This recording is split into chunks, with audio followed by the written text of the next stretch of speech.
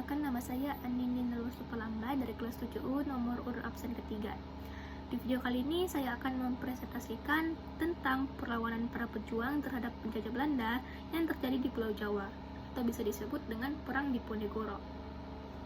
Sebelum kita lebih lanjut membahas tentang Perang Diponegoro ini, mari kita terlebih dahulu mengenal apa itu Perang Diponegoro. Perang Diponegoro atau juga dikenal dengan sebutan Perang Jawa merupakan perang besar yang berlangsung selama 5 tahun dari tahun 1825 sampai 1830 di Pulau Jawa, Hindia, Belanda. Perang ini merupakan salah satu pertempuran terbesar yang pernah dialami oleh Belanda selama masa pendudukannya di Nusantara, melibatkan pasukan Belanda di bawah pemimpinan Jenderal Hendrik Marcus de Kock yang berusaha merendam perlawanan penduduk Jawa di bawah pemimpinan Pangeran Diponegoro. Akibat perang ini, penduduk Jawa yang tewas mencapai 200.000 jiwa, sementara korban tewas di pihak Belanda berjumlah 8.000 tentara Belanda dan 7.000 serdadu pribumi. Akhir perang ini menegaskan penguasaan Belanda atas Pulau Jawa.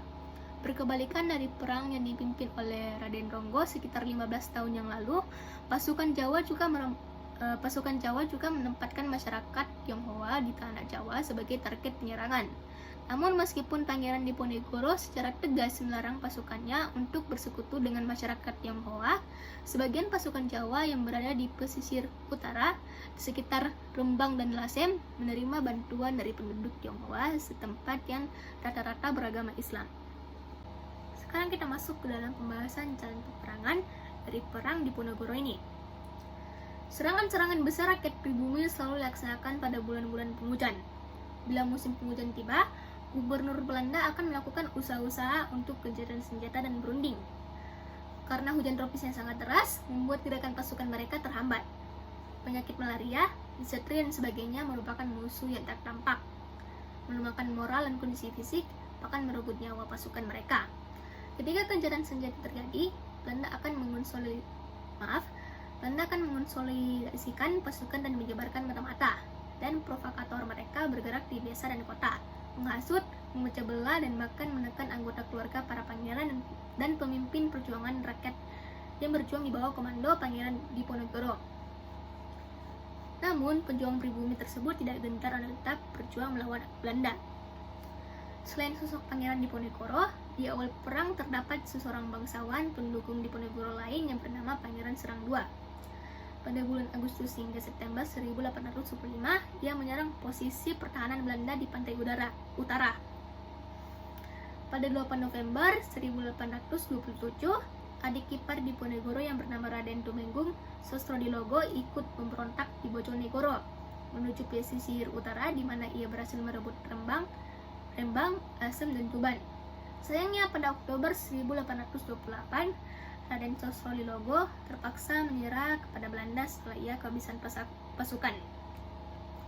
Pada tahun 1827, Belanda melakukan penyerangan terhadap Diponegoro dengan menggunakan sistem benteng sehingga pasukan Diponegoro terjepit.